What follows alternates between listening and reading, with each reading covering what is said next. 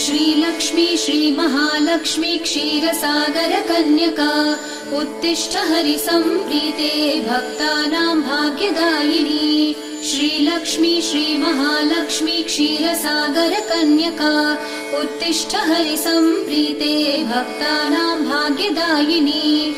उत्तिष्ठोत्तिष्ठ श्रीलक्ष्मी विष्णुवक्षस्थलालये उत्तिष्ठ करुणापूर्णे लोकानां शुभदायिनी। उत्तिष्ठोत्तिष्ठ श्रीलक्ष्मी विष्णुवक्षस्थलालये उत्तिष्ठ करुणापूर्णे लोकानां शुभदायिनी।